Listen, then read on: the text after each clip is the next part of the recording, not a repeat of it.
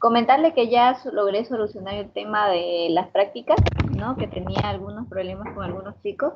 Entonces, más tardecito les pongo los horarios de los grupos de práctica, ¿no? Ya iniciaremos la próxima semana. No quería iniciar con unos primero y otros después para que no estén desnivelados, ¿no? Entonces, iniciamos la próxima semana con todos, ¿no? Y hoy vamos a continuar, ¿no? Con la segunda parte de historia clínica que nos tocaba la parte de examen mental, ¿no? De la explicación del examen mental. Entonces eso ahorita les voy a compartir, ¿no? Para que podamos verlo.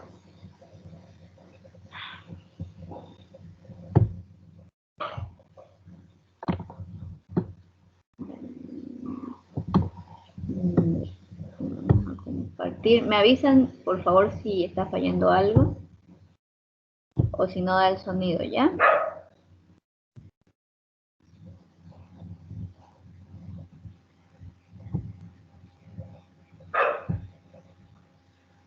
Lo voy a poner al máximo y voy a quitar mi micrófono porque mi perrita está ladrando, ¿ya?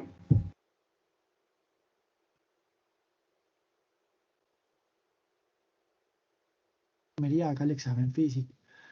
Eso es muy importante. Nosotros, ¿qué debemos hacer? Debemos hacer muy bien los signos vitales, debemos mirar cómo está tiroides, debemos auscultar, debemos, sin desvestir al paciente. Muy ¿Se está escuchando bien, chicos, sin todo? desvestir al paciente. Por favor, que alguien me Y debemos responda. hacer el Sí, examen doctor. Sí, doctor. Gracias. Se puede ver.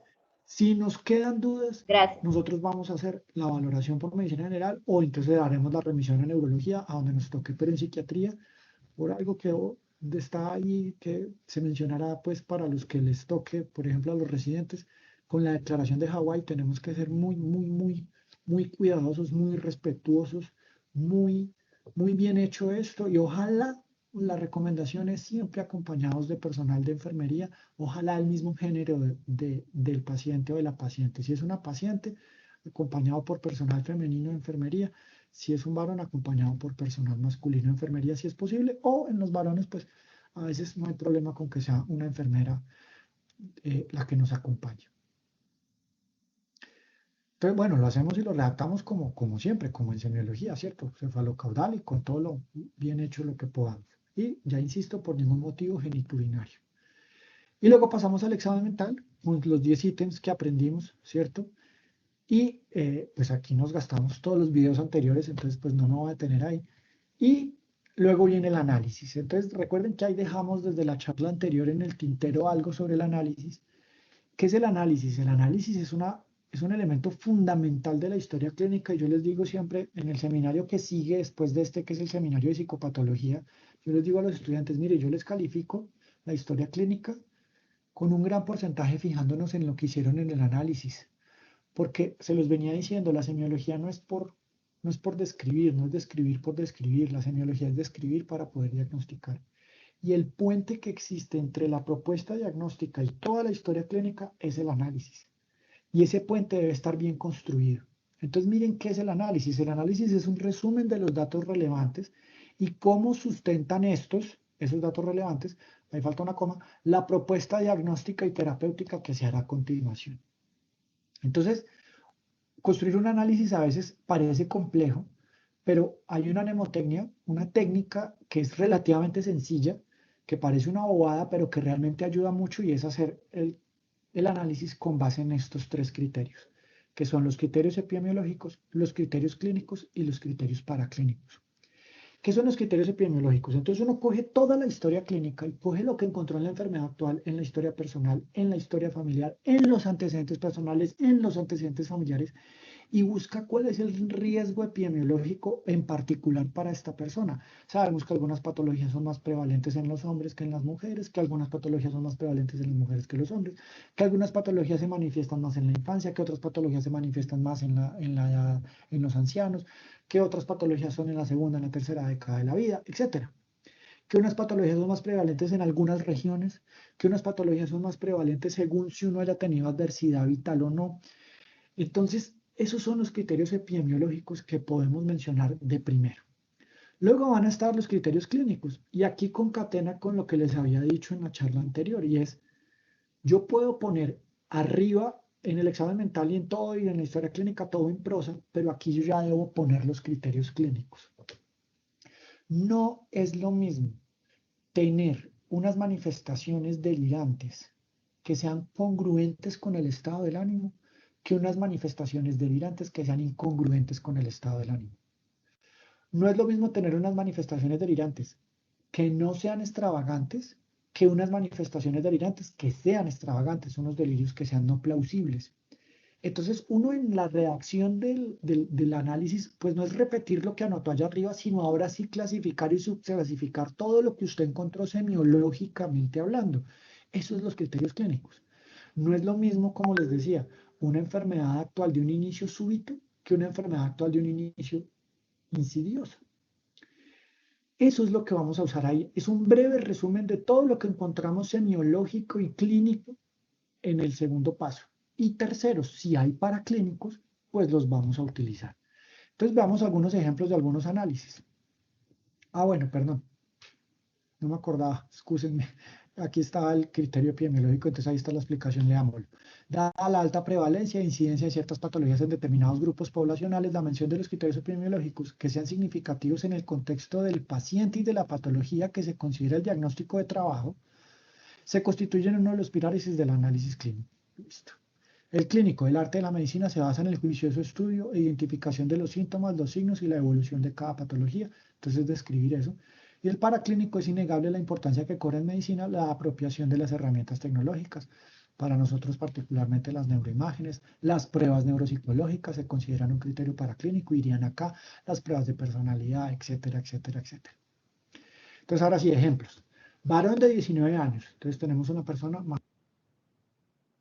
Ahí me gustaría aclarar que es súper importante en lo paraclínico también los laboratorios generales, porque algunas veces falta de fuerza pueden venir producidos por problemas tiroideos, por problemas nutricionales, ¿no? O por problemas metabólicos. Yo he tenido pacientes que tenían síntomas de depresión y de falta de fuerza y de falta de energía y la paciente tenía ovario poliquístico, ¿no? O tenía problemas tiroideos, ¿no? Tenía una paciente que tenía problemas tiroideos y ovario poliquístico y nunca se había dado cuenta y porque la mandé al médico general por un tema que ella tenía obesidad, se descubrieron todas estas cosas. Entonces, el tema de hacer análisis generales a sus pacientes, tomarle el peso y los signos vitales y el examen físico es súper importante, incluyendo en psiquiatría. Por eso somos médicos y eso nos diferencia. Y hay muchas cosas que pueden dar síntomas psiquiátricos, pero que tienen un origen clínico, como ya les he dicho. Ahora sigamos con el ejemplo. Masculino joven, natural de Toca, Boyacá, un cuadro de aproximadamente 8 meses de evolución caracterizado por alucinaciones visuales y auditivas complejas, acompañadas de actividad delirante persecutoria y metacognitiva. Entonces ahí tendríamos extravagante. Acuérdense que inserción, robo y transmisión del pensamiento, esos son los que resumimos en la actividad delirante metacognitiva. En ausencia de variaciones anímicas significativas, o sea que esta persona no hace episodios afectivos, y se descartó el consumo de sustancias, mire que ahí es el paraclínico, se descartó el consumo de sustancias por el laboratorio, neuroimágenes dentro de la normalidad. Entonces, ¿qué tenemos? Una persona que aparentemente no tiene una patología no psiquiátrica, que no tiene un consumo de sustancias, que no tiene ni un bipolar, ni una depresión monopolar, ni aparentemente un esquizoafectivo, y que tiene unos delirios que son muy compatibles con las psicosis primarias. Entonces, ahí tendríamos el ejemplo de una esquizofrenia. Mujer de 32 años, natural de Aranzazu, Caldas, con cuadro de aproximadamente 15 días de evolución, caracterizado por exaltación anímica, o sea, una elevación del estado del ánimo, está expansiva. Dromomanía, acuérdense que la dromomanía es un trastorno de la conación, es objetivo, o sea, la paciente y lo que dijo fue, y me daban muchas ganas de salir a caminar. Puede ser que además estuviera hiperkinética, puede que no estuviera hiperkinética, mire que no nos lo mencionan, o sea que seguramente era solo la dromomanía, no se les olvide. Actividad delirante grandiosa, pobremente estructurada y graves alteraciones comportamentales secundarias. Mire que ya no se describe que estaba desinhibida, que se gastó la plata, que se metió en problemas. Simplemente se coloca así. Y alteraciones comportamentales secundarias graves en el contexto de episodios previos similares y uno de características depresivas. En la hospitalización pasada, pesquisa paraclínica dentro de la normalidad, entonces, ya había tenido entonces una hospitalización por salud mental, ahí tendríamos claramente un análisis de un trastorno bipolar, por ejemplo. Varón de 16 años con cuadro de aproximadamente 3 meses de evolución, súbito, posterior a trauma encefalocraneal, dado por desarrollo de patrón comportamental de repliegue, se aisló, discurso asindético, progresivo de las actividades básicas cotidianas físicas e instrumentales, se deterioraron, en las últimas horas ausencia de control de esfínteres, neuroimagen inicial normal, la de ayer compatible con un hematoma esofágico. Entonces ahí tendríamos una patología no psiquiátrica, tendríamos manifestaciones comportamentales, pero claramente por una patología no psiquiátrica. Entonces ahí vimos, ya de aquí para allá que sigue la propuesta diagnóstica. La propuesta diagnóstica, nuestra escuela sigue utilizando el DSM-4, ahí estoy señalando por eso el DSM-4, porque si bien el DSM-5 no desapareció, y yo en eso quiero ser muy incisivo, porque en la parte introductoria del DSM-5 ahí dicen, no es que desaparezcan los ejes, es que los estamos fusionando, pero usted siempre debe seguir utilizando los mismos conceptos que venían de los ejes, ¿cierto? Pero entonces es sano que separemos al principio, por lo menos para aprendérnoslos, y entonces así hacemos la propuesta diagnóstica, con esos 5 ejes que eran el primero, el eje 1, los trastornos mentales en cuanto a todo lo que no sea trastornos de la personalidad y discapacidad intelectual. ¿Por qué? Porque los trastornos de la personalidad y la discapacidad intelectual, ahí está mal, perdónenme, es intellectual disability, ahí se quedó discapacidad cognitiva y ese error también nos quedó en el libro, lo tenemos que arreglar para la segunda edición, pero estamos hablando de trastornos de la personalidad.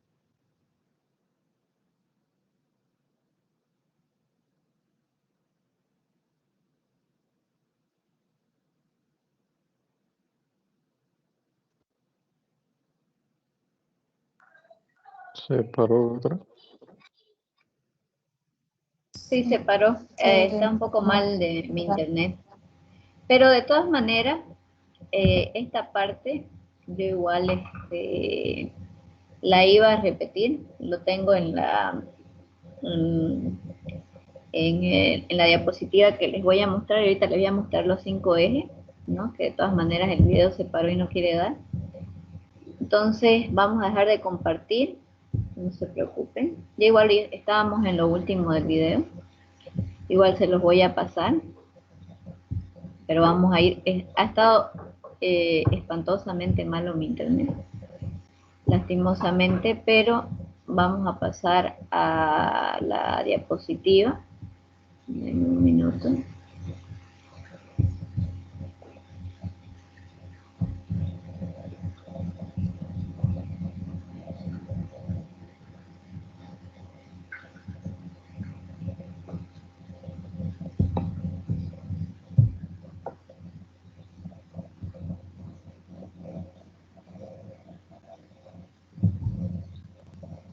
¿Me pueden escuchar o se cortó?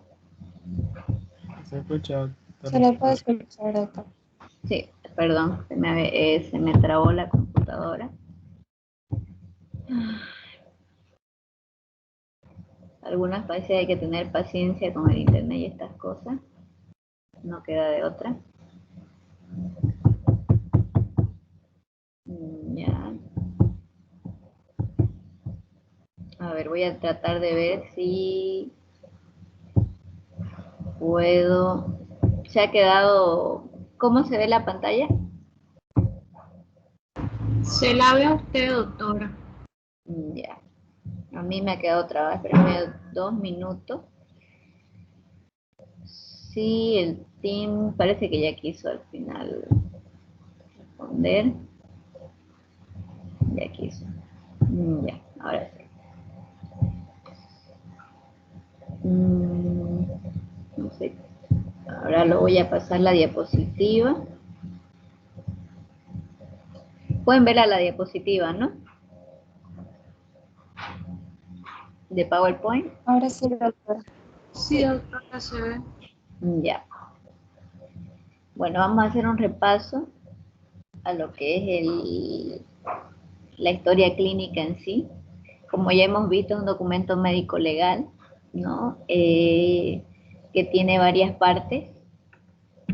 que sigue el método científico, ¿no? Como definición, como vimos la primera clase, no es un documento médico legal.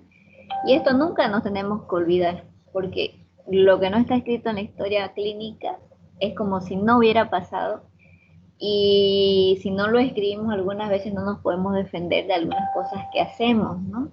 Por eso es súper importante acordarse de escribirlo todo, porque algunas veces decimos, pero tenía esto, pero no está en la historia clínica, ¿no? Cuando tenemos un juicio, lo que no está no pasó, ¿no? Lastimosamente es así. Entonces, donde se registra de forma confidencial, eso es también otra cosa, que eso solo se lo puede comentar al paciente, no se puede dar cualquier tipo, especialmente en psiquiatría, cualquier tipo de informe a una persona mayor de edad. No se puede comentar lo que la persona te ha dicho a cualquier persona, ¿no? Porque te pueden hacer un juicio por eso también, y no solo en psiquiatría, ¿no? A todo tipo de pacientes psiquiátricos que atendemos por primera vez, ¿no? Aquí estamos en psiquiatría, pero en general la historia clínica es un documento médico legal confidencial, y es súper importante tener cuidado con eso, ¿no? Porque también es motivo de juicio, ¿no? O sea, realmente es un documento muy importante, con una base legal muy importante, y que nos puede o defender o perjudicar, ¿no? Si no sabemos hacerlas. Por eso siempre en todas las materias tratamos de cuando hablamos de historia clínica, que sea extensa, ¿no? La clase de historia clínica. Jasper es un autor muy importante en psiquiatría y puso en relieve la necesidad de recoger en las historias clínicas una transcripción literal de las expresiones de los enfermos para obtener por el completo el registro del modo que tenía el enfermo para experimentar los síntomas de su mundo interior. Es lo que les comentaba y vimos un poco en el video, que por ejemplo cuando vemos alucinaciones visuales complejas, por ejemplo, y entre comillas ponemos: yo veo a una persona que me persigue vestida de blanco, por ejemplo, porque eso es complejo. Si fuera simple sería un bulto, que ya lo vamos a ver mejor cuando nos toque psicosis, ¿no? O, por ejemplo, en una idea delirante de persecución, se pone entre comillas: siento que la gente me mira y siento que hay personas de negro que me persiguen, ¿no? Eso, por ejemplo, siempre es bueno poner, porque nos ayuda a que no solo esté el síntoma en términos médicos, sino cómo nos los describe el paciente, y nos ayuda a defender por qué ponemos ese síntoma, ¿no? O sea, esto es lo que me dice el paciente, ¿no? Esta es la referencia del paciente. Algunas veces tenemos que poner familiar refiere, por ejemplo, el doctor habla solo, ¿no? Entonces, algunas veces tenemos que poner lo que nos dice el familiar, porque el paciente algunas veces nos llega o no diciéndonos mucho, o hablando muy poco, ¿no? No diciendo nada. En el aspecto médico legal, ¿nos pasó, chicos, la diapositiva? ¿Les dice aspecto médico legal? ¿No se trancó? Dice Sí, aspecto doctora, médico pasó. legal, doctora. Ya. Como el documento médico legal donde queda registrada toda la relación del personal sanitario con el paciente, todos los actos y actividades médico-sanitarias realizados con él y todos los datos relativos a su salud, que se elabora con la finalidad de facilitar su asistencia desde su nacimiento, como hemos visto, ¿no? Que vemos desde embarazo y todo su desarrollo hasta su muerte, y que puede ser utilizada por todos los centros sanitarios donde el paciente acuda. Primero, es un documento privado. Segundo, obligatorio y sometido a reserva. Nosotros somos como sacerdotes y la ley inclusive nos sanciona tal vez más, ¿no? 3, se registra cronológicamente las condiciones de salud del paciente. 4, se registran los actos médicos y los demás procedimientos que ejecuta el personal de salud. Como les digo, lo que ustedes no registran que hicieron, en un juicio no sale, entonces queda como negligencia. Si ustedes ponen si ustedes hacen algo pero se olvidan de ponerlo, es como si no lo hubieran hecho lastimosamente. Entonces, esa parte es súper importante. Tienen que anotar todo. Estructura de la historia clínica psiquiátrica, ¿no? Lo que hemos estado viendo, la anamnesis, ¿no? Donde se recogen los datos de filiación, el motivo de consulta, antecedentes personales y familiares, historia de la enfermedad actual, El motivo de la consulta, lo que en realidad ha ocasionado que el paciente haya acudido a nuestro servicio, ya sea por un malestar personal o por incentivo de un familiar, y se lo pone en las palabras que dice literalmente o textualmente el paciente. En la enfermedad actual es desde el momento en que aparecieron los primeros síntomas actuales, especificando la tipología, duración e intensidad de los mismos y cómo ha evolucionado con el tiempo. Y en los antecedentes familiares se describen a los padres, los hermanos, hijos y toda persona llegada a su entorno familiar y de relación con el paciente, por ejemplo la esposa, ¿no? Se toman en cuenta edad, ocupación, hábitos, actitudes y relación con el paciente, y es útil la utilización del familiograma, que se los voy a explicar en práctica, como ya les dije, ¿no? Que creo que ya les he explicado en medicina psicológica, pero lo vamos a volver a explicar. Bueno, y los antecedentes personales, como yo les dije, es importante ir en todo el desarrollo, ¿no? Inclusive la historia prenatal y perinatal. Se analiza la situación en la que nació el paciente, ya sea un embarazo deseado o no, si hubo patología materna o fetal, el ADGAR, la lactancia y condiciones de atención del parto. No siempre conseguimos todos los datos. Cuando no lo conseguimos se dice, no, el paciente no sabe de estos datos, etc. Pero siempre es bueno preguntarlo. La primera e infancia media se debe investigar sobre la interacción madre-hijo durante el desarrollo psicomotor, la personalidad emergente del niño es de crucial importancia, berrinches, onicofagia, terrores nocturnos. Ahí se le pregunta a qué edad dijo las primeras palabras o a qué edad empezó a decir los primeros sonidos, ¿no? A qué edad dio sus primeros pasos, a qué edad gateó, a qué edad caminó, a qué edad corrió, ¿no? Y eso cuando usualmente coincide con las edades normales ponemos desarrollo psicomotriz normal. En la infancia tardía, en esta etapa, el individuo empieza a desarrollar la independencia de los padres mediante otras relaciones con amigos, se deben establecer los valores de los grupos sociales del paciente y determinar si los padres eran o no figuras idealizadas. También hacemos, cuando ya son mayores, la edad adulta, debe de consignarse la historia ocupacional del paciente, la formación y prácticas requeridas, los conflictos relacionados con el trabajo, las ambiciones y los objetivos a largo plazo, antecedentes mórbidos personales, se reflejarán las enfermedades médicas o psiquiátricas previas y las psicobiográficas del paciente.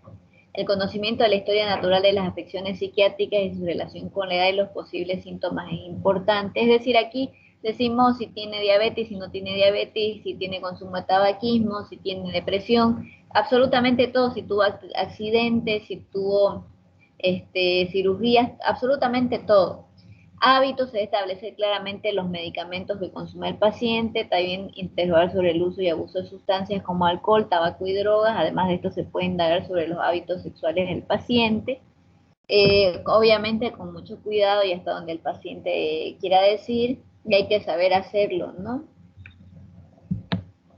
Exploración psicopatológica, que es el examen mental, también conocido como el examen mental, y parte de la valoración de las observaciones e impresiones del médico acerca del paciente en el momento preciso de la entrevista. O sea, esto es algo que siempre preguntan. El examen mental es en el momento que ustedes hacen la historia clínica.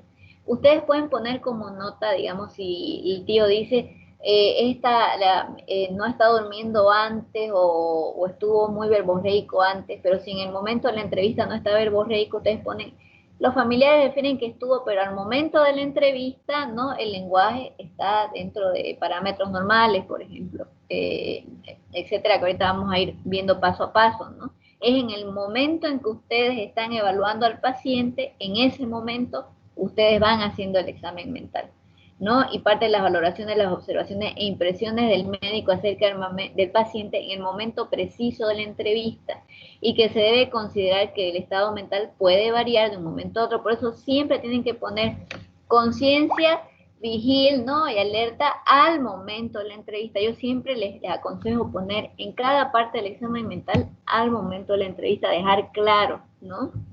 En cada parte que ustedes están viendo eso al momento de la entrevista, porque ustedes están dejando claro que en ese momento estaba así el paciente.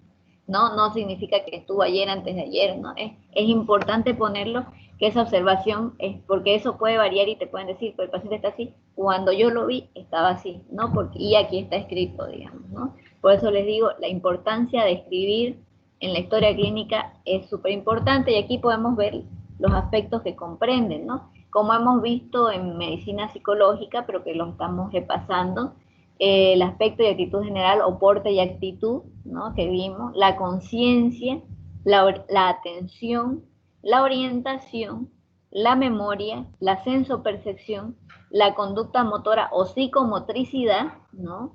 La afectividad, el pensamiento, el juicio o insight, ¿no? Que es la persona, el insight que hace, ¿no? El juicio o insight de la persona acerca de lo que le está pasando, ¿no?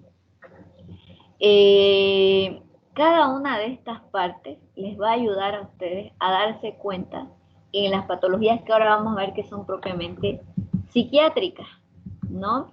Como hemos visto, el porte y actitud, en el porte podemos ver muchas cosas, ¿no? El porte es la portada, como lo explicábamos en psicopatología, ¿no? Vemos si la persona, pero no lo hacemos por juzgar, ¿no?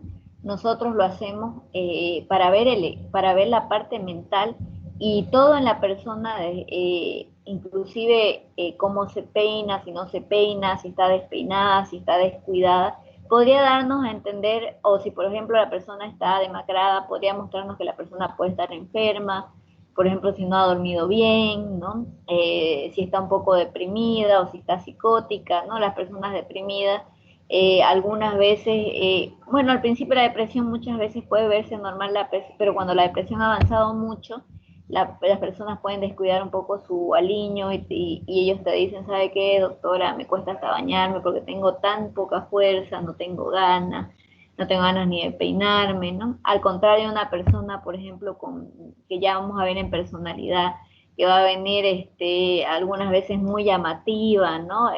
Bien pintada, que es seductora, ¿no?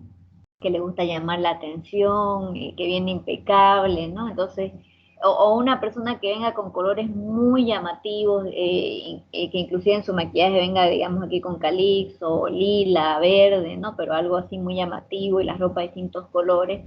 Y como le digo, no es por juzgar ni criticar de moda, sino es un tema de que podría hacernos llamar la atención de que ese ánimo del paciente está un poco aumentado, ¿no? Está exaltado, ¿no?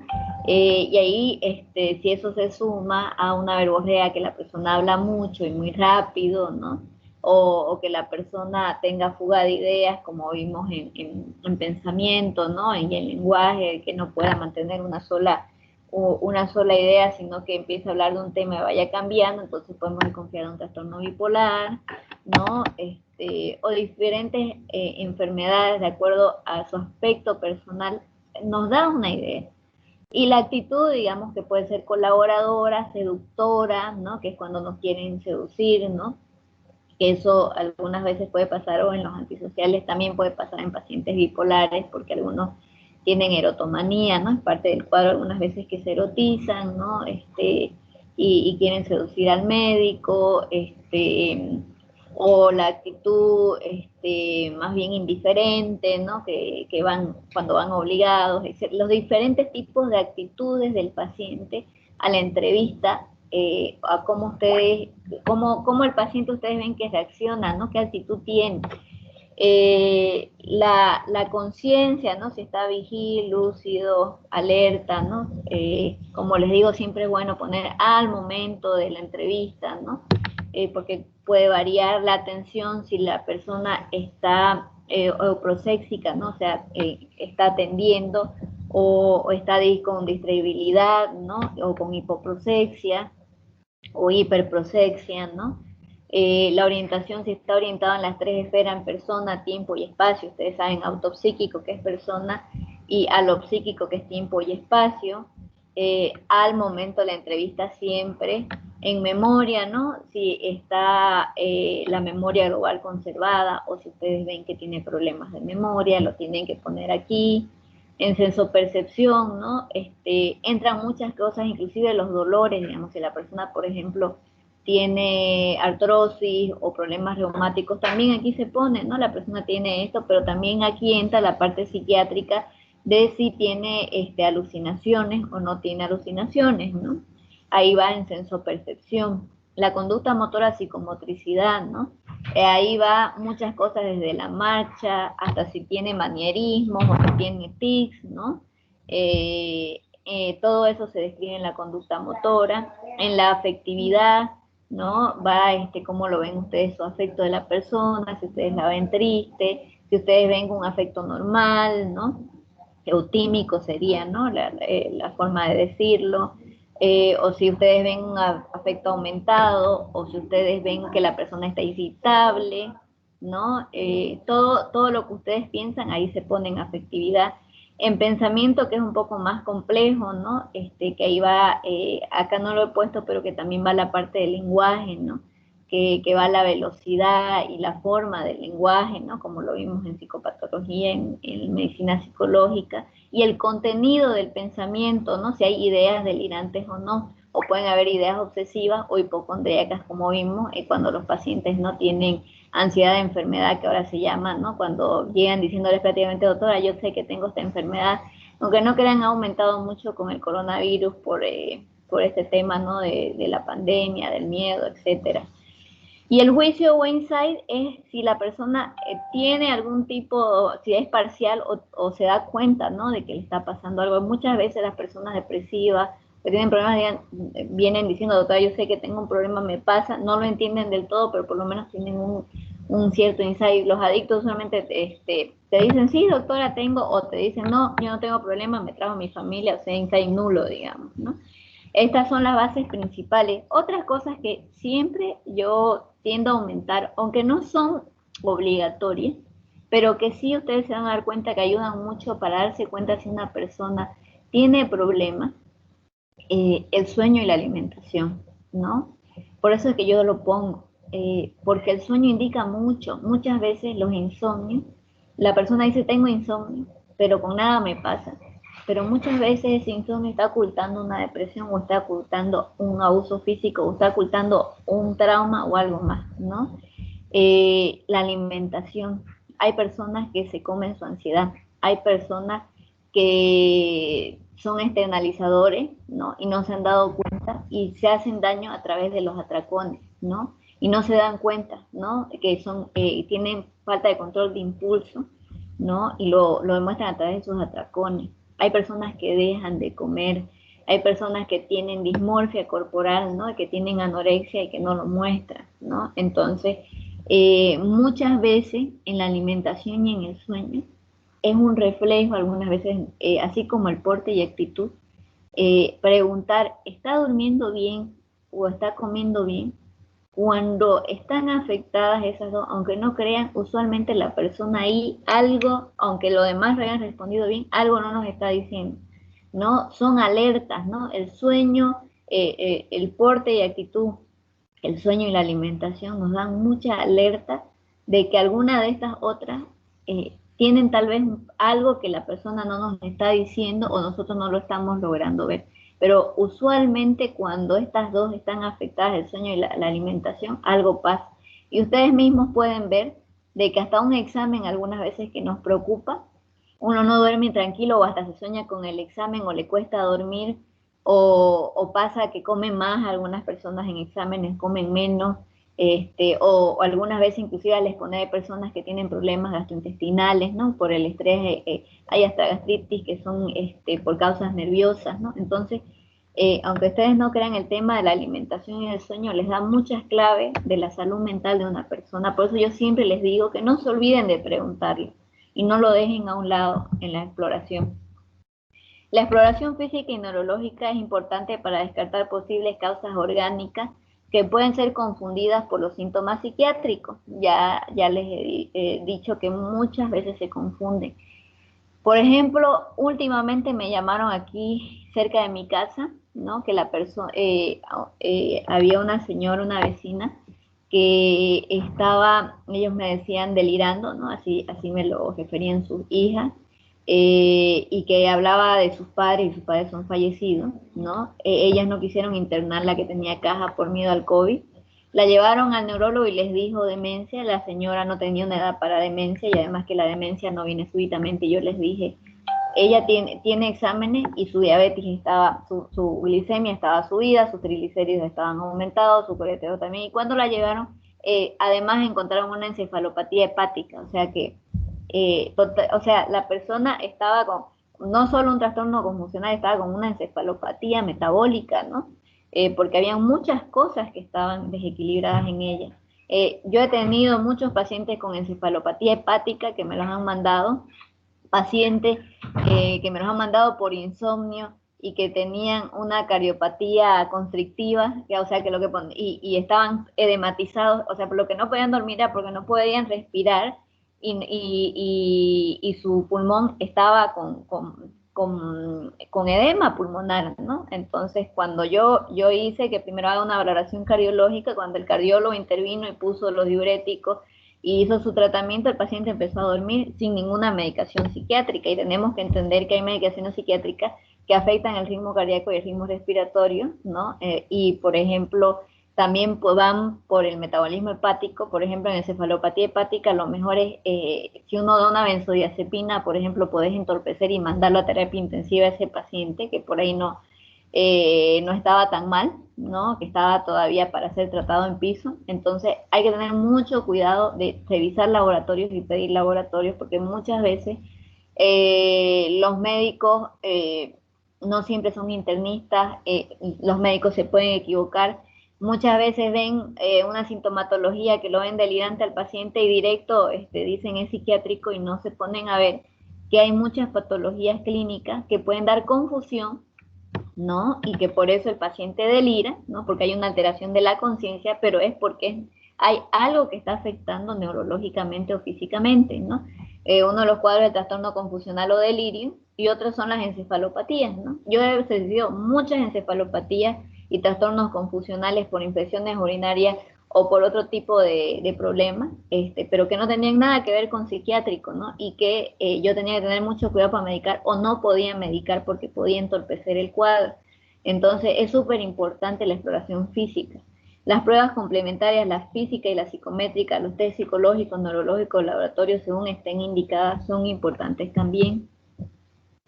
La impresión diagnóstica, que era lo que nos decía el doctor, que es el análisis, ¿no? Lo que explicaba él como análisis es esto, ¿no? Una vez recogida y ordenada la exhaustiva información aportada por la anamnesis, las pruebas psicológicas y somáticas por la exploración psicopatológica, debemos comprender, explicar, analizar e interpretar para establecer el diagnóstico inicial. De ahí que no seamos concluyentes, puesto que dependiendo de la evolución posterior del paciente se podrá modificar para encaminarse la elaboración del diagnóstico definitivo. Es decir, nuestras primeras impresiones diagnósticas son hipótesis diagnósticas, como yo le digo, seguimos el método científico. No podemos decir, esto es definitivo. Siempre tenemos que decir, son hipótesis diagnósticas, pero que tenemos que seguirlas comprobando. Mucho más si es una sola vez que lo han visto el paciente. En psiquiatría y en cualquier especialidad se necesita un seguimiento y evolución del paciente. Y el tratamiento de evolución se reflejará el tratamiento administrado al paciente y el consecuente proceso evolutivo. En las sucesivas entrevistas debe valorarse si la respuesta terapéutica es favorable o no, si precisa sustitución de fármacos, si aparecen o no efectos secundarios desfavorables, que ustedes saben que hay fármacos que no todos los fármacos le sientan bien a todo el mundo. Y inclusive lo estamos viendo con las vacunas, ¿no? Que hay personas que les va bien con las vacunas y otras tienen algunas reacciones alérgicas, que inclusive se está tomando el protocolo de decir que las personas que tengan tendencia a la alergia se pongan un antialérgico antes de colocarse la vacuna, se está recomendando eso, y intensidad de los mismos. La epicrisis es lo que les decía, es cuando se trata de un paciente hospitalizado que se ha dado de alta para continuar una supervisión ambulatoria, bien en sí es el resumen de la hospitalización, ¿no? Que se los mandé yo y está, digamos, ¿no? Se pone un resumen de la historia clínica, de la evolución, del tratamiento, etcétera, ¿no? Para que cuando volvás a verlo, vos leas, digamos, ¿no? Fácilmente, ¿no?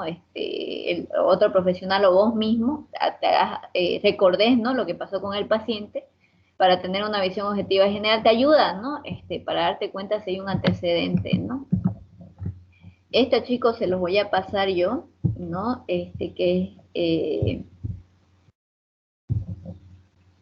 la otra parte, si ustedes quieren, igual les voy a dar en práctica un repaso un poco mejor de examen mental, porque sé que aunque ya lo hemos visto en medicina psicológica, no sé si algunos lo han visto ya hace mucho tiempo, o si no se les hay algo que no les quedó, o si ya ahorita no se acuerdan, ¿no?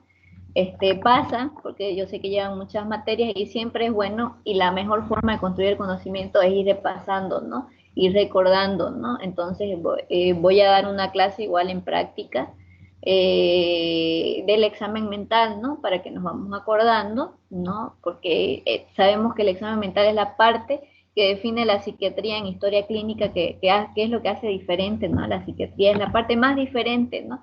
Porque lo demás, nosotros sí hacemos antecedentes personales y familiares muy detallados, pero los pediatras también lo hacen, ¿no? Tal vez hasta más detallado que nosotros. No todas las especialidades hacen tan detallado eso, como el psiquiatra y el pediatra, o los neuropediatras, pero nosotros sí lo hacemos, ¿no? Y por eso yo les digo que también comparen la parte de antecedentes y desarrollo, ¿no? De psiquiatría y pediatría, porque van a aprender mucho. Y créanme que ayuda mucho los diagnósticos, y los guía mucho en cualquier especialidad que tengan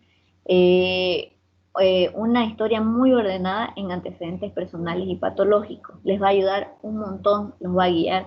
No muchas veces se lo toma así como se lo quieren hacer a la rápida, y yo sé que es por el tema de que muchas veces se trabaja en hospital, que tenemos el tiempo medio, pero si ustedes tienen tiempo de detallarlo, ¿no? No necesariamente lo tienen que hacer en una sola entrevista, pero dense alguna de esas entrevistas tiempo para detallar los antecedentes de la persona, créanme, o en hospitalización, les va a ayudar mucho a ustedes como médicos para los diagnósticos. No importa los años de experiencia que ustedes tengan, el tiempo que se tomen con el paciente y que sean ordenados al hacer su historia clínica y no dejar de hacer los pasos adecuados, es lo que los va a llevar a que tengan éxito con cada uno de sus pacientes. Cada paciente es un caso, ¿no? Y es un objeto de estudio, ¿no?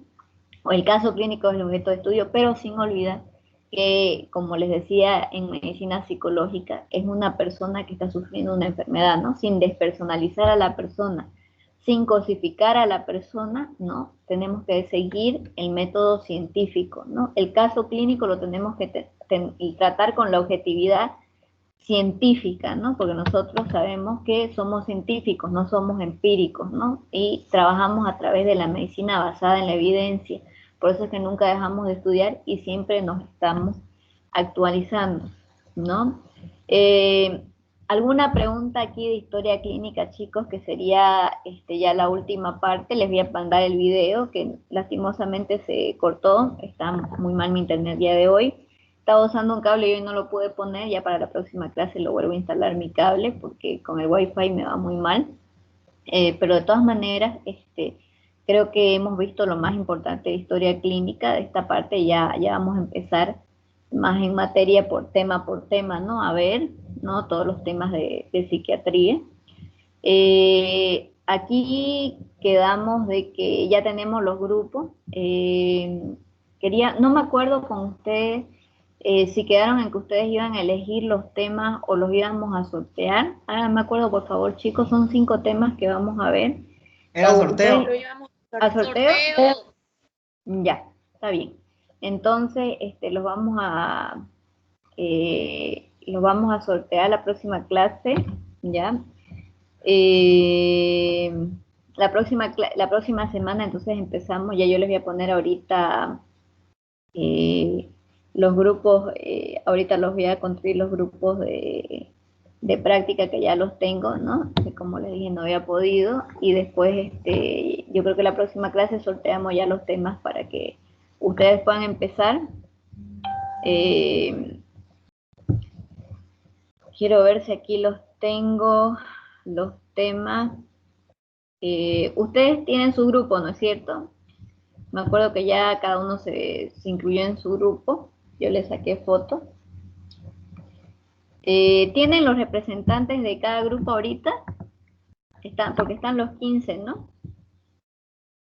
Y todavía tenemos un poco de tiempo.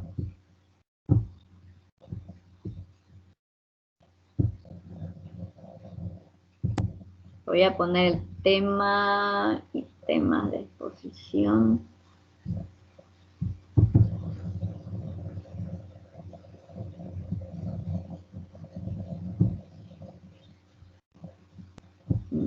¿Lo va a sortear ahorita, doctora?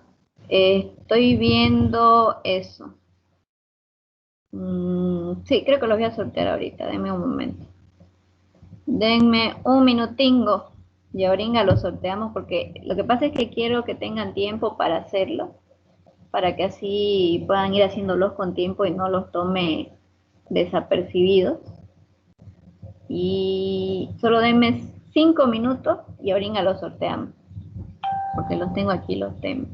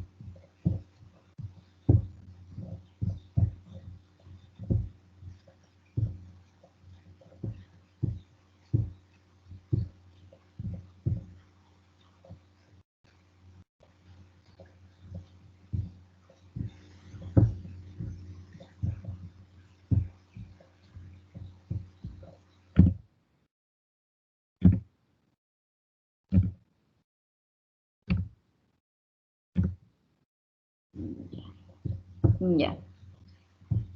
Ahora sí. Bueno, voy a compartir una tabla y quiero que un representante de cada grupo, que los tenía aquí los grupos, espérenme, los vamos a buscar. ¿Se acuerdan de sus grupos, no?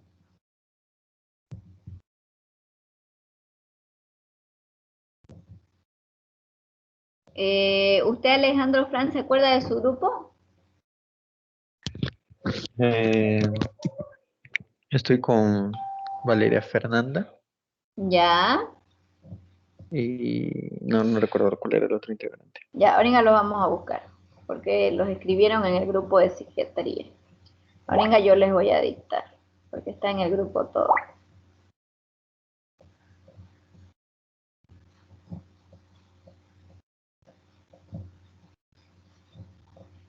Tenemos que hacerlo ahorita. Ya, acá está.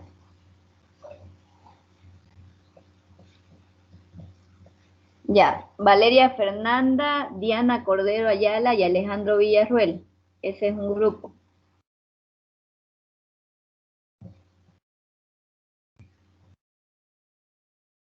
No, creo que es de otra cosa. En un momento tienen que estar. Ya acá está. Grupo 1, Blanca Chazú, Cleopatra Chavarría y Alejandra Flores. Ya, el grupo 2, Selman Crespo, Kevin Áñez y Ariadne Ibarra. El grupo 3, Valeria Durán, Miguel Ángel Quispe y Leonardo Espinosa. El grupo 4, Adriana Serrano, Junior Rivero y Mariela Medrano. Y hay un último grupo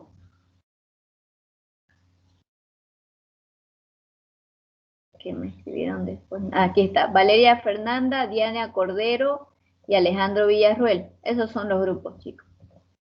Ya, del grupo 1, Blanca Chazú, Cleopatra Chavarría y Alejandra. Y Yesel se unió a uno de los grupos, no me acuerdo a cuál, porque me escribió a cuál grupo me puedo unir.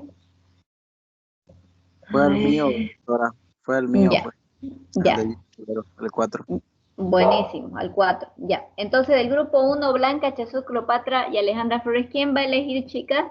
Elijan ahora. ¿Quién quiere elegir? ¿Usted, Cleopatra? Blanca. ¿Blanca? ¿Blanca? ¿Blanca usted va a elegir? Sí, ella tiene más suerte. Ya. Ya. Entonces voy a compartir, Blanca. A ver, vamos a ver su suerte. Ya, elija, el primero es blanco por si acaso, el segundo es rojo, el tercero es amarillo, el cuarto es azul y el último es verde. ¿Qué color elige, Blanca? Ya, amarillo. Ya, el amarillo es el grupo, es el tema número 2, que ahorita se los voy a mostrar. Anote tema 2, Blanca. Ya, doctora. Ya, el tema 2, ahorita le digo cuál es trastornos de esquizofreniforme, esquizoafectivo, delirante y otros trastornos. ¿Ya? Ahora, del otro grupo, Selman, Kevin y Áñez. ¿Quién va a elegir? Yo creo que yo, doctora. ¿Usted, Kevin? Ya, tenemos a Tingo, Sí. ¿ya? Sí. Ya.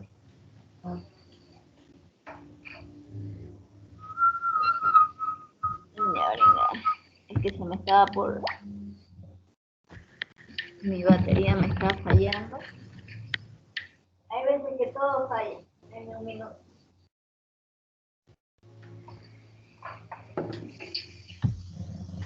Ya, ahora sí, ya. Entonces, denme un minuto, Kevin.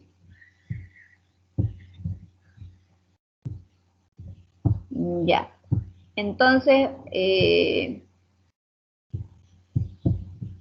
¿qué color? Ahorita le voy a mostrar la tabla, Kevin.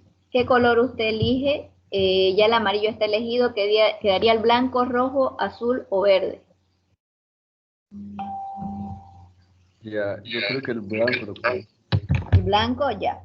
El blanco es el tema número 5, ¿ya? El tema 5, anote, Kevin, es el tema número 5. Ahorita le muestro cuál es. El tema número 5 es trastornos relacionados con sustancias y trastornos adictivos, ¿ya? Anótelo. Ya, doctora. Ya. Ahora seguimos con el otro grupo. Ahorita les voy a decir. El otro grupo sería el 3, Valeria Durán, Miguel Ángel Quispe y Leonardo Espinosa. ¿Quién va a escoger? Yo, doctora.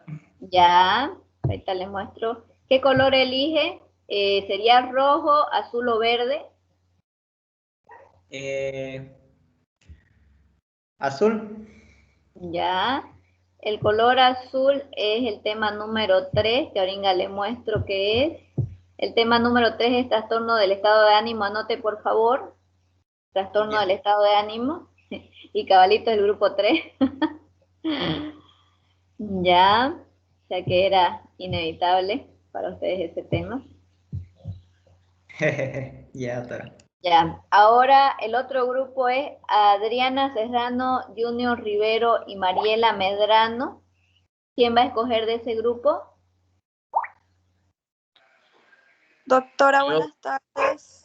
o Ay, Adriana. Adriana, Junior. estaba Junior. Dígame. coge Y ya el rojo, doctora. El rojo, ya ahorita le digo qué tema es. El rojo es el tema 4. El tema 4 es el tema trastornos de ansiedad. Anoten, por favor, trastornos de ansiedad. Y el trastornos de ansiedad. Y el último grupo, ahorita les digo quién era. Es Valeria Fernanda, Diana Cordero y Alejandro Villarruel. A ellos les tocaría el verde, ¿no es cierto? Porque es el último. El verde es el tema número 1. Y el tema número 1 es esquizofrenia. Que aquí lo ven, espectro de la esquizofrenia y otros trastornos psicóticos. Ahorita se los voy a mandar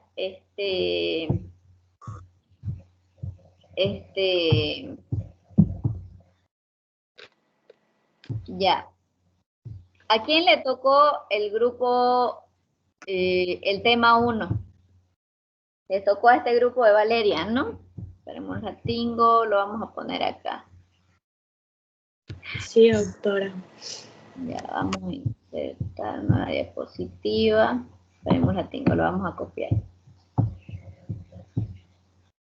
Grupo 1, entonces ellos van a ser el grupo 1. Ahorita voy a anotar. Sería Valeria, Fernanda Cabrera, Diana Cordero y Alejandro Villarruel, ¿no? Sí, doctora. Ya, Ruel. Ya. Este es el grupo 1, lo demás lo que no tengo idea. Cortar. Cortar.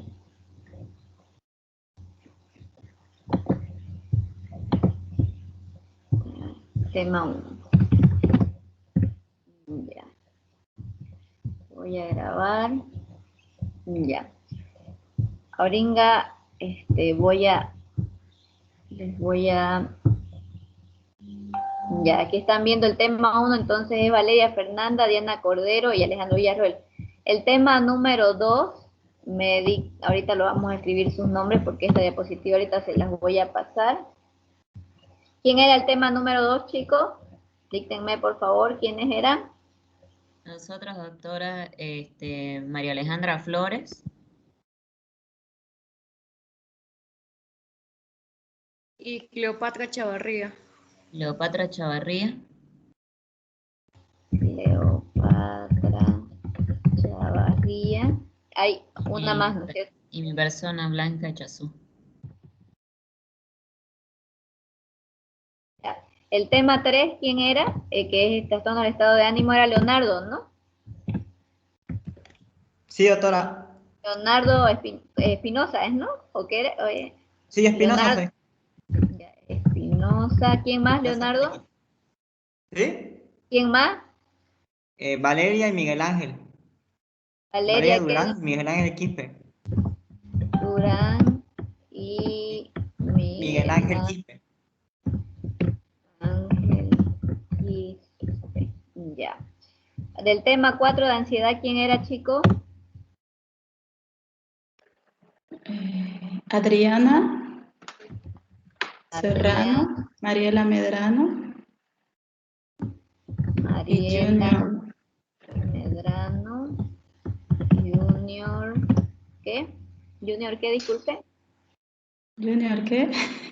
No ¿Cuál es su recuerdo su apellido, apellido. Junior? Por favor. ¿Cuál es su apellido? A ver, aquí lo tengo. Rivero, doctora. Ya, Rivero con B chica, ¿no? Sí. Ya. Ahora, del grupo número 5, por favor, era Kevin, ¿no? Kevin, ¿qué era? Sí, ¿Palito? doctora. Sí, Kevin Palitodes, ¿no? sí. Palito, ya.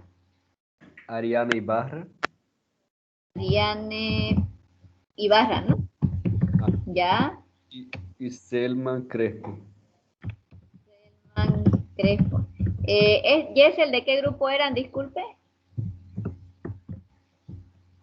Alguien me dijo, entró a mi grupo, es que la ingresamos a Yesel, y alguien me dijo, está en mi grupo, doctora. Me ingresamos a un grupo. Mi grupo creo que era doctora. Ya, de Adriana Serrano. Sí, ¿no? el 4, el grupo 4. ¿No? Ya, ¿qué es? Disculpe. Yesel Jiménez. Jiménez. Ya. Ya. Bueno, entonces esto lo estoy grabando y ahorita se los paso con todos los grupos. Entonces el tema 1 ya están, son Valeria, Diana y esto, y aquí están los temas de exposición para que los tengan, ¿ya? Entonces los estoy poniendo con el número del grupo que les toca, con el tema de exposición, y así no se confundan, ¿ya? Y ya ahorita les paso el material, el libro les vuelvo a pasar, y les paso esta clase, ¿ya, chicos? Bueno, creo que hemos cumplido el objetivo de esta clase. ¿Alguna duda, chicos? Igual ahorita voy a escribirle los horarios de práctica Por eso voy a tardar un poquito más porque voy a escribir cada uno de los nombres que están en cada grupo, que ya me los pasaron. Si no hay otra duda, chicos, yo creo que podemos terminar acá, pero estoy esperando su duda. Parece que no hay. Bueno, chicos, les agradezco. Ya los veo la próxima semana. Iniciamos práctica la próxima semana. Yo voy a construir los equipos en Teams y voy a hacer, ¿no?, los chats, ¿no? O sea, las clases en el calendario. Y les voy a escribir cuando los tenga hechos para que me digan, doctora, está bien o está mal, falto yo, ¿no? Porque para que no tengamos el mismo problema que tuvimos con la clase, que lo puse mal sin querer el grupo. Entonces voy a tratar de hacerlo en esta semana y así cuando a ustedes les llegue, yo les voy a preguntar, ¿no? Los he construido, les llegó a todos, ¿no? Porque les llega como una notificación, ¿no? Entonces, para que ustedes me avisen. Bueno, chicos, eso es todo por el día de hoy. Les vuelvo a pasar el libro para que vayan haciendo su tema. Hay información igual en la página, está la exposición del año pasado. Me gusta que le agreguen cosas, ¿no? Que investiguen de internet también, que investiguen otro libro. Pueden agregarle cosas, ¿no? Hacerlo bonito las exposiciones, ya depende de ustedes, ¿no? Son 3 personas, pero tienen información en la plataforma que se pueden descargar, ¿no? Que les va a ayudar, ¿no? Yo no tengo problema, ¿no? Que se ayuden con las diapositivas pasadas, ¿no? La idea es de que se aprendan su tema y lo dominen, ¿no? Y hagan una buena exposición. Sin eso, si no hay nada más, me despido, chicos, hasta luego, los veo el próximo martes y en práctica, ¿ya? Ya, doctora. Gracias, doctora. Gracias, doctora. Ya, a ustedes, hasta luego. Buenas noches. Buenas noches.